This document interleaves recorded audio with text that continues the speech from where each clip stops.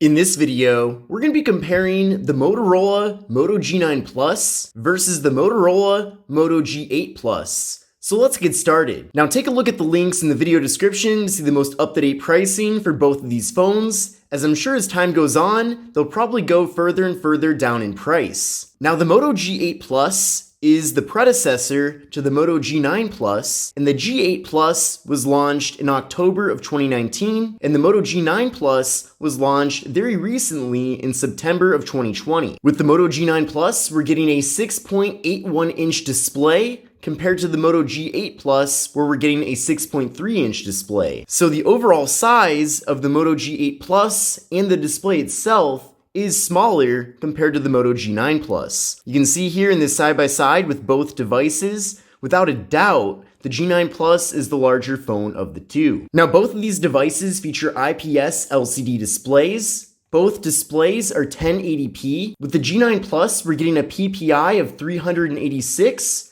compared to the G8 Plus with a PPI of 400. With the G9 Plus, we're getting a 20:9 aspect ratio, so a very narrow but tall form factor. And then with the G8 Plus, we're getting a 19:9 aspect ratio, so also tall and narrow, but not quite as much as the G9 Plus. And then finally, with the G9 Plus, we're getting an 84.3% screen-to-body ratio compared to an 82.5% screen-to-body ratio with the Moto G8 Plus. Now taking a look at the top of both devices, they do have different configurations when it comes to the front-facing camera. Now with the Moto G9 Plus, we're getting a 16 megapixel front-facing camera, and it is in the hole punch format located on the upper left of the phone, whereas with the Moto G8 Plus, the front-facing camera is actually 25 megapixels, but it is centered in the water drop notch format. Now it definitely comes down to personal preference whether you prefer the hole punch for the front-facing camera or if you prefer the notch, but I personally do prefer the hole punch. Now with the Moto G9 Plus, we're getting 128 gigabytes of internal storage compared to 64 gigabytes of internal storage with the Moto G8 Plus. So you are getting twice the amount of internal storage with the Moto G9 Plus. And then both of these phones do support microSD card expansion. Now there's no wireless charging with either of these two phones. However, they both have fingerprint sensors. Now with the Moto G9 Plus,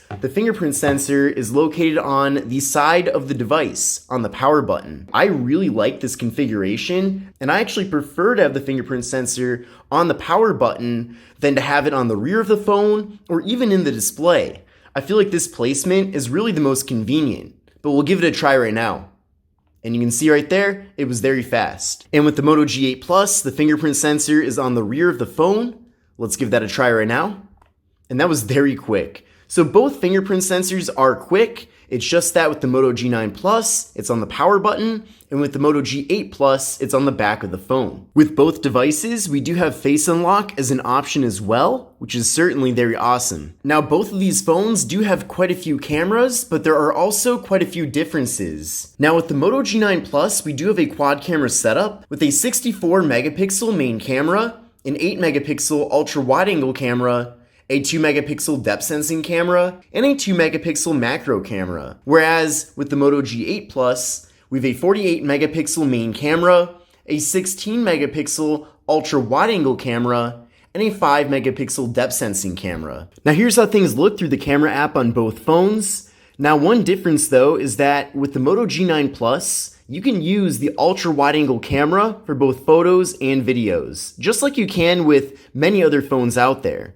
So we can just tap here, and now it switches over to the ultra wide angle camera, and we can fit a lot more content into the frame. Now with the Moto G8 Plus, they did take a little bit of a different approach when it comes to the ultra wide angle camera. With this phone, the ultra wide angle camera can only take video. You can't use the ultra wide angle camera to take photos. However, when you do go to take video with the ultra wide camera, it actually has this special action mode where you can record video in landscape despite holding the phone in portrait. Now, if you want to, you can switch over to the main camera to take video as well in kind of a more traditional format. So that is very interesting, and I do like having that ability to record video in landscape despite holding the phone vertically. However, I don't think it's worth not getting this feature when the trade-off is that you can't take videos with the ultra wide angle camera. Now, thankfully with the G9 Plus, you're able to do that, but they did get rid of the action cam mode. Now you are getting quite a few additional photo modes as well with the Moto G9 Plus, and that includes having the 64 megapixel high-res mode, because by default it doesn't actually take the pictures in full 64 megapixels.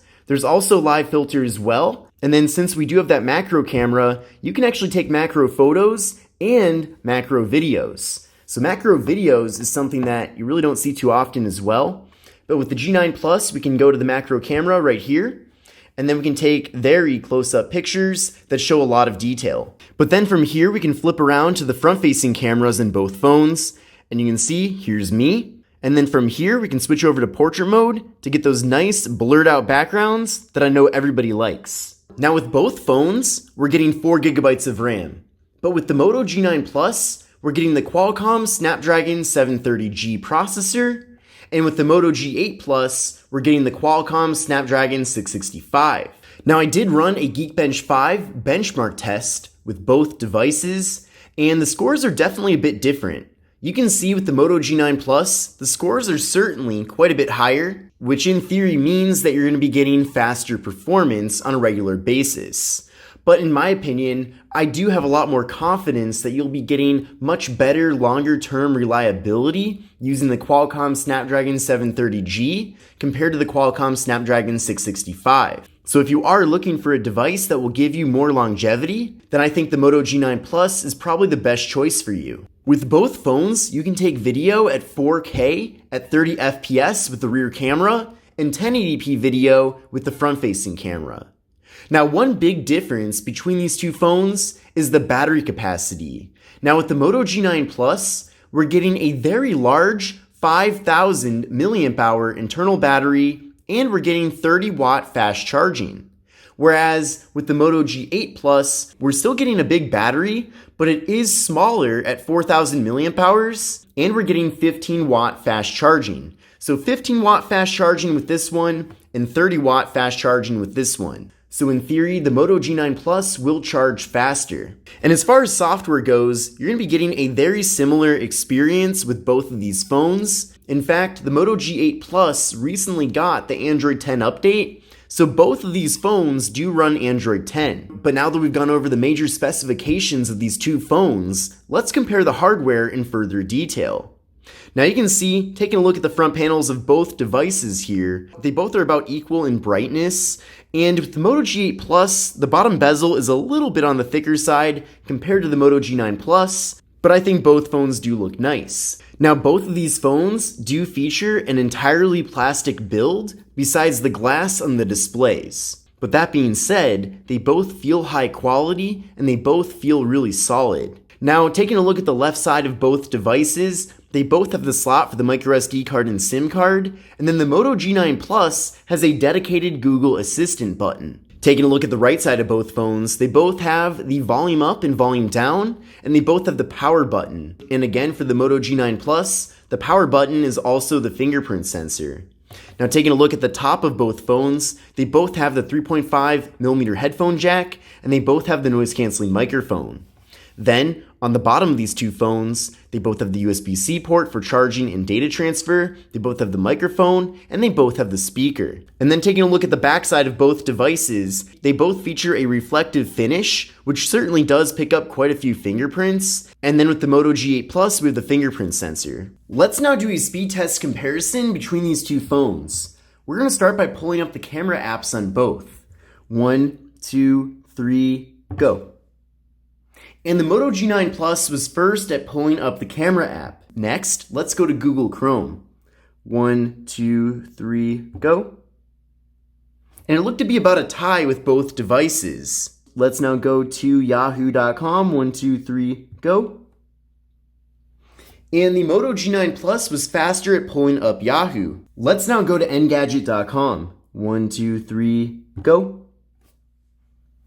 And Engadget was faster to load here with the Moto G9 Plus. But then again, the Moto G8 Plus is not necessarily slow, that's for sure. Scrolling with both phones is smooth. It does seem a bit smoother with the Moto G9 Plus. However, again, with the Moto G8 Plus, it does a good job too. Let's now go to this article. 1, 2, 3, go.